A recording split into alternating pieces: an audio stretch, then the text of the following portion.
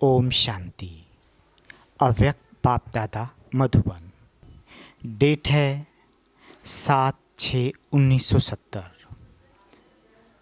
मुरली का टाइटल दिव्य मूर्त बनने की विधि। नैनो द्वारा क्या देख रहे हैं? आप सभी भी नैनो द्वारा देख रहे हो। बाप दादा भी नैनो का आधार ले देख रहे हैं। बाप दादा क्या देखते हैं? आप सभी क्या देख रहे हैं? देख रहे हो व देखते हुए भी नहीं देखते हो। क्या स्थिति है? बाप दादा क्या देख रहे, यही आप देख रहे हो।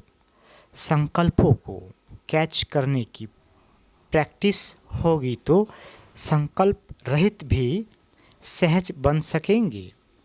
ज़्यादा संकल्प तब चलाना पड़ता है जब किसके संकल्प को परख नहीं सकते हैं, लेकिन हर एक के संकल्पों को रीड करने की प्रैक्टिस होगी तो व्यर्थ संकल्प ज़्यादा नहीं चलेगा और सहज ही एक संकल्प में एक रस स्थिति में एक सेकंड में स्थित हो जाएंगे। तो संकल्पों को रीड करना ये भी एक संपूर्णता की निशानी है। जितना जितना अव्यक्त भाव में स्थित होंगे उतना हर एक के भाव को सहज समझ जाएंगे। एक दो के भाव को न समझने का कारण अव्यक्त भाव की कमी है। अव्यक्त स्थिति एक दर्पण है। जब आप अव्यक्त स्थिति में स्थित होते हो तो कोई भी व्यक्ति के भाव अव्यक्त स्थिति रूप दर्पण में बिल्कुल स्पष्ट देखने में आएगा। फिर मेहनत नहीं करनी पड़ेगी। दर्पण को मेहनत नहीं करनी पड़ती है। कोई के भाव को समझने में जितनी जितनी अव्यक्त स्थिति होती है वो दर्पण साफ और शक्तिशाली हुआ है। इतना ही बहुत सहज एक दो के भाव को स्पष्ट समझते हैं। अव्यक्त स्थिति रूप दर्पण को साफ और स्पष्ट करने के लिए 3 बातें आवश्यक है। उन 3 बातों से कोई एक बात भी सुनाऊं। हर एक ने बताया आज हर एक की सरलता, श्रेष्ठता और सहनशीलता, ये 3 चीज़ें एक एक की देख रहे हैं।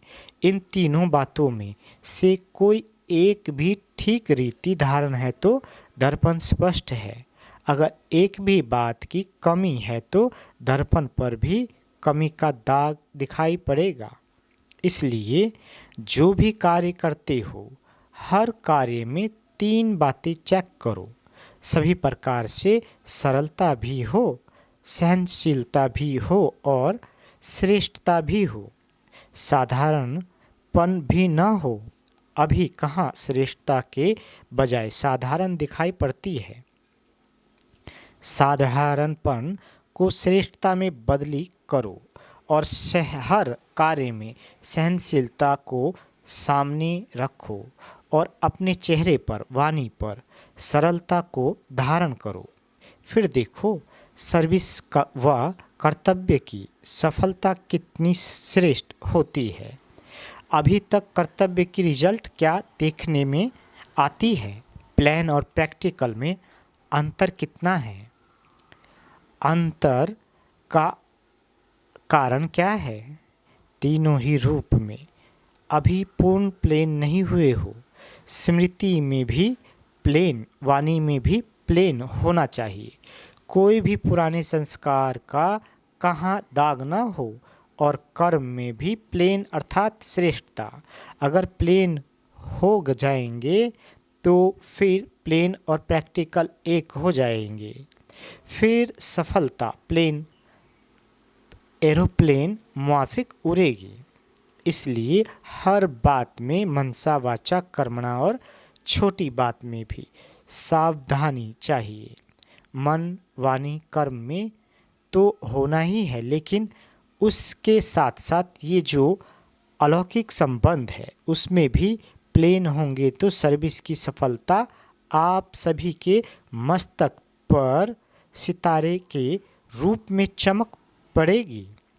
फिर हर एक आप एक एक को सफलता का सितारा देखेंगे। सुनाया था ना कि स्लोगन कौन सा याद रखो, सफलता हमारा जन्मसिद्ध अधिकार है। फिर तुमको कोई भी देखेंगे तो उनको दूर से दिव्य मूर्त देखने में आएंगे। आधार मूर्त नहीं, लेकिन दिव्य मूर्त। आजकल बहुत सर्विस में बिजी हो, जो कुछ किया बहुत अच्छा किया। आगे के लिए सफलता को समीप लाओ। जितना जितना एक दो के समीप आएंगे उतना सफलता समीप आएगी। एक दो के समीप अर्थात संस्कारों के समीप, तब कोई भी सम्मेलन की सफलता होगी। जैसे समय समीप आ रहा है वैसे सभी समीप आ रहे हैं, लेकिन अब ऐसी समीपता में क्या कर भरना है? जितनी समीपता उतना एक दो को सम्मान देना है। जितना एक दो को सम्मान देंगे उतना ही सारी विश्व आप सभी का सम्मान करेंगी। सम्मान देने से सम्मान मिलेगा, देने से मिलता है ना कि लेने से। कोई चीज़ लेने से मिलती है और कोई चीज़ देने से मिलती है। तो कोई को भी सम्मान देना गोया सर्व का सम्मान लेना है। और भाषा में भी परिवर्तन चाहिए। आज सभी सर्विसबुल बैठे हैं ना, तो इसलिए भविष्य के इशारे दे रहे हैं। कभी भी कोई का विचार स्पष्ट ना हो तो भी ना कभी नहीं करनी चाहिए। शब्द सदैव हाँ निकलना चाहिए। जब यहाँ हाजी करेंगे तब वहाँ सतयुग में भी आपकी प्रजा इतना हाजी हाजी करेंगी। अगर यहाँ ही नाजी नाजी करेंगे तो वहाँ भी प्रजा दूर से ही प्रणाम करेंगी। तो ना शब्द को निकाल देना है। कोई भी बात हो पहले हाजी हाजी कहना ही दूसरे के संस्कार को सरल बनाने का साधन है। समझा? सुनाया था वर्तमान समय जो कर्म कर रहे हो वो भविष्य के लॉ बन रहे हैं। आप सभी का कर्म भविष्य का लॉ है। जो लॉ मेकर होते हैं वो सोच समझकर शब्द निकालते हैं, क्योंकि उनका एक एक शब्द भविष्य के लिए लॉ बन जाता है। सभी के हर संकल्प भविष्य के लॉ बन रहे हैं। तो जितना ध्यान देना चाहिए, अभी तक उस एक बात को पकड़ते हैं तो विधान को छोड़ देते हैं। कब विधान को पकड़ते हैं तो विधि को छोड़ देते हैं। लेकिन विधि और विधान दोनों के साथ ही विधाता की याद आती है। अगर विधाता की याद रहे तो विधि और विधान दोनों ही साथ स्मृति में रहेगा। लेकिन विधाता भूल जाता है तो एक चीज़ छूट जाती है। विधाता की याद में रहने से विधि और विधान दोनों साथ रहते हैं। विधाता को भूलने से कभी विधान छूट जाता है तो कभी विधि छूट जाती है। जब दोनों साथ रहेंगे तब सफलता गले का हार बन जाएगी। अच्छा, आज बहुत शिक्षा दी, ये स्नेह है, क्योंकि बाप दादा समान बनाना चाहते हैं। समान बनाने का साधन स्नेह हुआ ना। कुमारियों का पेपर तो अब लेना है। साहस को प्रत्यक्ष रूप में लाने के लिए साहस में बहुत बहुत शक्ति भरनी है। अब कितनी शक्ति भरी है वह पेपर लेंगे। अच्छा,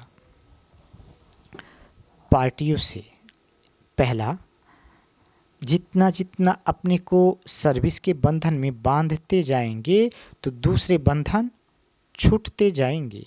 आप ऐसे नहीं सोचो कि ये बंधन छूटे तो सर्विस में लग जाएं। ऐसे नहीं होगा। सर्विस करते रहो, बंधन होते हुए भी यही अपने को सर्विस के बंधन में जोड़ते जाओ। ये जोड़ना ही तोड़ना है। तोड़ने के बाद जोड़ना नहीं होता, जितना जोड़ेंगे उतना ही टूटेगा। जितना अपने को सर्विस में सहयोगी बनाएंगे उतना ही प्रजा आपकी सहयोगी बनेगी। कोई भी कारण है तो उनको हल्का छोड़कर पहले सर्विस के मौके को आगे रखो। कर्तव्य को पहले रखना होता है। कारण होते रहेंगे लेकिन कर्तव्य के बल से ढीले पड़ जाएंगे। दूसरा, माताओं के जो संगठन बने हुए हैं उनमें घुस जाओ। मेंबर बनने से फिर कईयों को आप समान बनाने का चांस मिलेगा। संपर्क में आने से ही चांस मिलेगा। अभी माताओं की संस्थाओं में आप लोगों का नाम वाला नहीं हुआ है।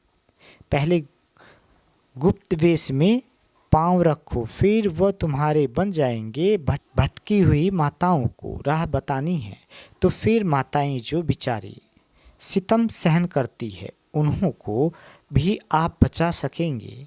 कई माताएं सहारा चाहती है, उन्हों को सहारा मिल जाएगा।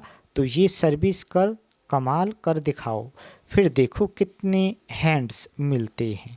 बहुत समय की ये बात प्रैक्टिकल में लानी है। जैसे एक एस्लम शरण देते हैं ना, वो है अनाथ आश्रम, ये तो सनाथ आश्रम है। अच्छा, तीसरा, अव्यक्त स्थिति का अनुभव होता है। एक सेकंड ही अव्यक्त स्थिति का अनुभव होता है तो उसका असर काफ़ी समय तक रहता है। अव्यक्त स्थिति का अनुभव पावरफुल होता है। जितना हो सके उतना अपना समय व्यक्ति भाव से हटाकर अव्यक्त स्थिति में रहना है। अव्यक्त स्थिति से सर्व संकल्प सिद्ध हो जाते हैं। इसमें मेहनत कम और प्राप्ति अधिक होती है। और व्यक्त स्थिति में स्थित होकर पुरुषार्थ करने में मेहनत अधिक और प्राप्ति कम होती है। फिर चलते चलते उलझन और निराशा आती है। इसलिए अव्यक्त स्थिति सर्व प्राप्ति का अनुभव बढ़ाओ।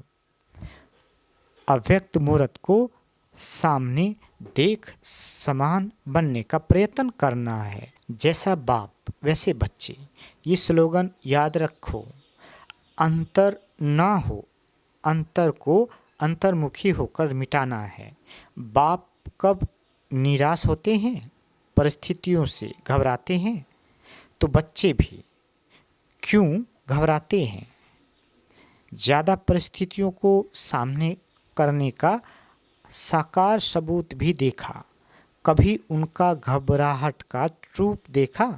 सुनाया था ना कि सदैव ये याद रखो कि स्नेह में संपूर्ण होना है। कोई मुश्किल नहीं है, स्नेही को शुद्ध बुद्ध रहती है। जब अपने आप को मिटा ही दिया फिर ये मुश्किल क्यों। मिटा दिया ना, जो मिट जाते हैं वो जल जाते हैं। जितना अपने को मिटाना उतना ही अव्यक्त रूप से मिलना। मिटना कम तो मिलना भी कम। अगर मेले में भी कोई मिलन ना मनाए तो मेला समाप्त हो जाएगा। फिर कब मिलन होगा। स्नेह को समानता में बदली करना है। स्नेह को गुप्त और समानता को प्रत्यक्ष करो। सभी समाया हुआ है, सिर्फ प्रत्यक्ष करना है। अपने संकल्प पहले के समाये हुए संस्कारों को प्रत्यक्ष करना है। कल्प पहले की अपनी सफलता का स्वरूप याद आता है न। अभी सिर्फ समाये हुए को प्रैक्टिकल प्रत्यक्ष रूप में लाओ। सदैव अपनी संपूर्णता का स्वरूप और भविष्य 21 जन्मों का स्वरूप सामने रखना है। कई लोग अपने घर को सजाने के लिए अपने बचपन से लेकर अपने भिन्न भिन्न रूपों का यादगार रखते हैं।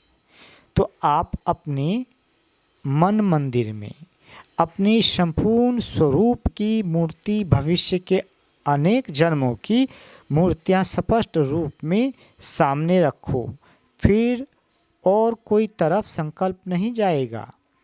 समीप रत्न के लक्षण क्या है? जो जितना जिसके समीप होते हैं उतना संस्कारों में भी समानता होती है। तो बाप दादा के समीप अर्थात लक्षण के नज़दीक आओ। जितना चेक करेंगे उतना जल्दी चेंज होंगे। आदि स्वरूप को स्मृति में रखो। सतयुग आदि का और मर जीवा जीवन के आदि रूप को स्मृति में रखने से मध्य समा जाएगा। स्नेही हो व सहयोगी भी हो। जिससे स्नेह होता है उनको रिटर्न में क्या दिया जाता है? स्नेह का रिटर्न है सहयोग। वह कब देंगे? जैसे बाप सर्व समर्थ है तो बच्चों को भी मास्टर सर्व समर्थ बनना है विनाश के पहले। अगर स्नेह के साथ सहयोगी बनेंगे तो वर्षे के अधिकारी बनेंगे। विनाश के समय भल सभी आत्माएं पहचान लेगी लेकिन वर्षा नहीं पा सकेंगी क्योंकि सहयोगी नहीं बन सकेंगी। चौथा, कर्म बंधन शक्तिशाली है या ये ईश्वरीय बंधन? ईश्वरीय बंधनों को अगर तेज करो तो कर्म बंधन आपे ही ढीले हो जाएंगे। कर्म बंधन से ही बंधन कटता है। जितना ईश्वरीय बंधन में बांधेंगे उतना कर्म बंधन से छूटेंगे।